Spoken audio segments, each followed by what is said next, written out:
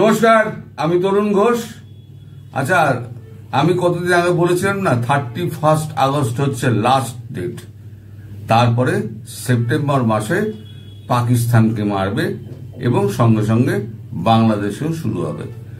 গতকালকে একটা এমনই ইঙ্গিত পাওয়া গিয়েছে আমাদের দেশের ভেতর থেকে। দেশের ভেতরে ইঙ্গিতটা দিয়েছেন আমাদের প্রতিরক্ষা মন্ত্রী রাজনাথ সিং। তিনি কি বলেছেন?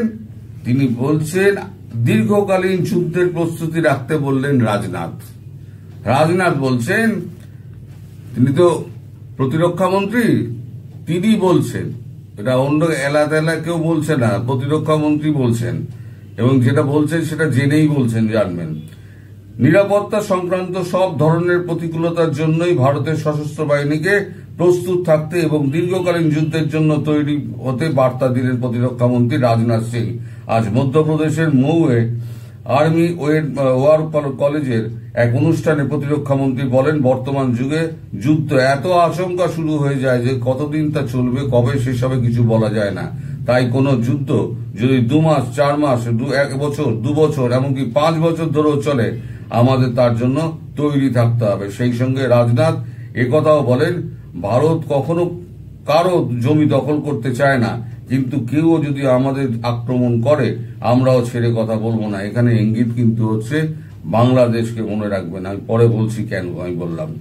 আমরা সর্বোচ্চ ত্যাগের মাধ্যমে দেশকে রক্ষা করতে প্রস্তুত। এই অনুষ্ঠানে ছিলেন দেশের chief of defence staff Anil Singh Chauhan, বায়ুসেনা প্রধান এপি সিং ও নৌসেনা প্রধান দীনেশ ত্রিপাঠী।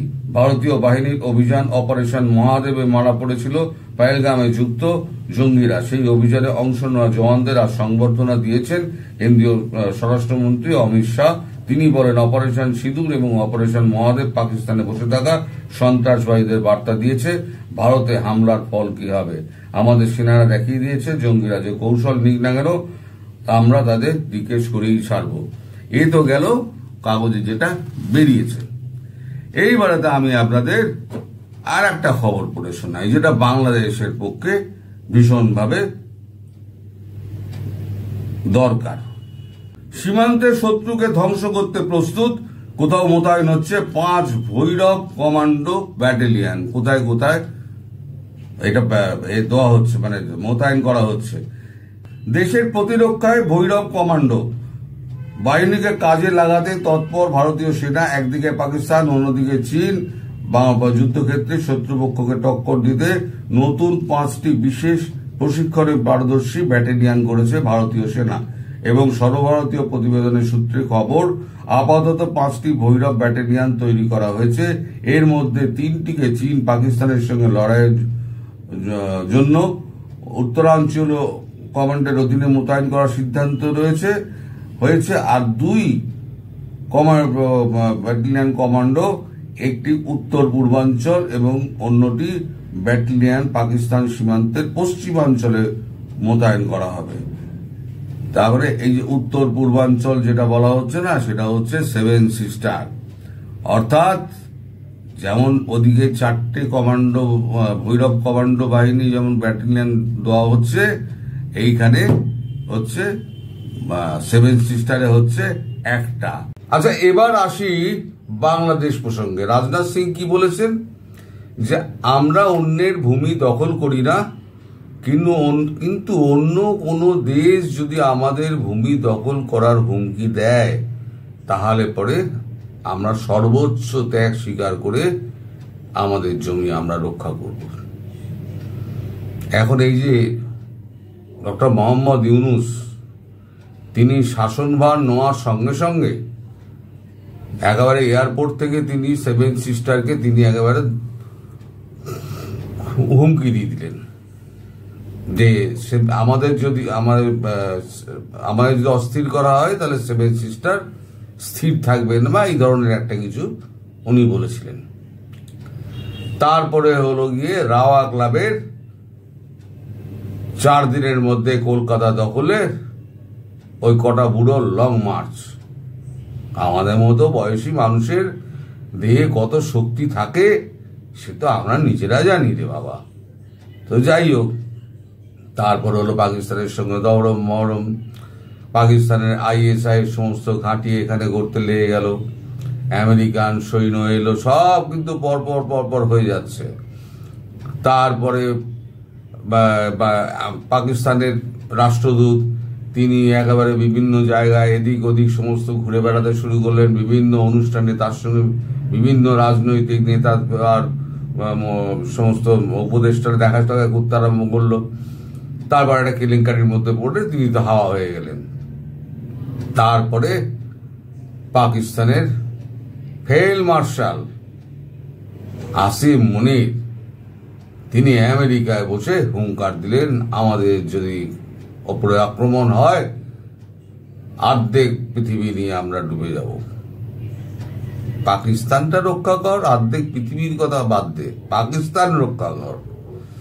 তো যাই হোক, এই যে পরের পর হুমকি চলছে। তারপরে তো ওই যে গ্রেটার একটা বাংলাদেশ, তার একটা ম্যাপ জারি করেছিল মাহফুজ, এই সব কিন্তু ভারতবর্ষের নজরে আছে। এবার যখন ইশাক দার যখন বাংলাদেশে এলেন, ভারতবর্ষ দুটো লোককে একেবারে সহ্য করতে পারে না, তিনটে লোককে।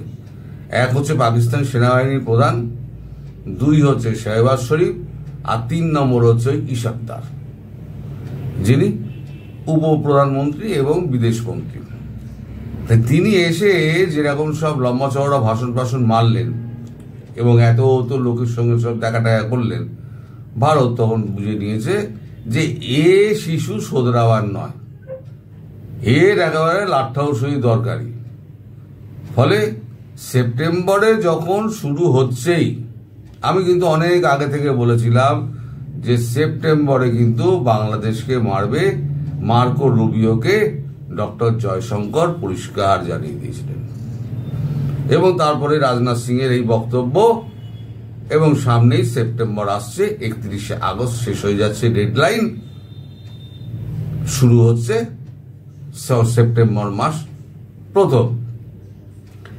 তার আগে এই রাজনাথ সিং এর এই বক্তব্য এবং ভূমি রক্ষার যে কথাটা, অর্থাৎ 7 সিস্টারের ওপরে যে হুমকিটা আসছে, তার জন্যেই এই কমান্ডো ফোর্স ওইখানে ভৈরব বাহিনীর 1 ব্যাটালিয়ন ওখানে ঢুকিয়ে দেওয়া হয়েছে। যদি আক্রমণেরই ব্যাপার না থাকতো তাহলে ভৈরবকে আনা হতো না। আর ভৈরব কি জানেন তো, ভৈরব হচ্ছে গিয়ে আপনার গোর্খা ব্যাটালিয়ন, কুমায়ুন ব্যাটালিয়ন, তারপরে তো আপনার রাজস্থান ব্যাটালিয়ন, বিহার ব্যাটালিয়ন থেকে চৌখোস যত মারাত্মক যত সমস্ত মানে কমান্ডোগুলো রয়েছে, প্রত্যেক বাহিনীতে একটা করে কমান্ডো থাকে, প্রত্যেকটা বাহিনীর শ্রেষ্ঠ কমান্ডোদের নিয়ে একটা করে ভৈরব টিম করা হয়েছে। এই ভৈরব টিম হচ্ছে গিয়ে মারাত্মক টিম, মানে যেখানে ঢুকবে কেটে সত্য-নাশ করে দেবে, একেবারে শত্রুর শেষ রাখবে না। এদের অস্ত্র অত মানে কথাবার্তা চলে না, শুধু অস্ত্র চালে, হয় গুলি চালাবে আর নইলে ন্যাবলা চালাবে। ওই যে ভোজালি যেগুলো আছে, ন্যাবলা না কি বলে, খুঁড়ি এই সমস্ত কি বলে, চালাবে। এখন সেটা অপারেশনটা দুদিকে, আমি বলেছিলাম দুদিকেই স্টার্ট হতে পারে, এটা তার ইঙ্গিতটা কিন্তু আস্তে আস্তে পাওয়া যাচ্ছে। একটা হচ্ছে রাজনাথ সিং এর বক্তব্য, আর একটা হচ্ছে কাগজে যেটা খবরটা বেরিয়েছে, Bhairav commando, 5 battalion Bhairav commando. এমনি সেনাও থাকছেই, ভৈরব কমান্ডো আগে ঢুকবে, জঙ্গল টঙ্গল নদী ফদি পেরিয়ে আগে ঢুকে লাইন পরিষ্কার করবে, তারপরে ঢুকবে হচ্ছে সেনা। আমার মনে হচ্ছে এবারে বাংলাদেশে বুটস অন গ্রাউন্ড হতে পারে। আমি একদিনে বাংলাদেশ নিয়ে আর কোনো 2 দিন 3 দিন ভিডিও করিনি, কারণ বাংলাদেশ নিয়ে সেরকম ডেভেলপমেন্ট কিছু ছিল না। আমি বাংলাদেশ নিয়ে ভিডিও সেরকম কিছু করিনি, উল্টো পাল্টা ভিডিও করে লাভ নেই, তো ওসব আমি দিকে যাইনি, আমি ইন্টারন্যাশনাল খবরের দিকে গিয়েছি। এখন বাংলাদেশের ব্যাপারে আবার এবার নড়ে চড়ে বসার সময় হয়েছে, কারণ 31শে আগস্ট যেটা বলেছিল সরকার, 31শে আগস্ট ডেট শেষ হয়ে যাচ্ছে, এরপরে শুরু হবে সেপ্টেম্বরে অ্যাকশন যে কোনো দিন। এবার যেটা বলা হয়েছে, রাজনাথ সিং যেটা বলেছেন যে কোনো যুদ্ধ 1 দিন 2 দিনে শেষ হয়, কোনো যুদ্ধ 1 বছর 2 বছর 5 বছর 10 বছরও চলতে পারে। অর্থাৎ আমি অনেক আগে একটা কথা বলেছিলাম যে বাংলাদেশে হয়তো ভারতীয় সেনা বেশ কিছুদিনের জন্য মোতায়েন থাকতে পারে। ব্যাপারটা সেই দিকে যাচ্ছে।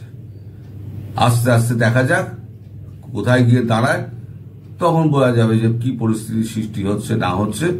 আপাতত এটা জেনে রাখুন যে সংঘাত একটা শুরু হওয়ার আবহাওয়া এসে গেছে।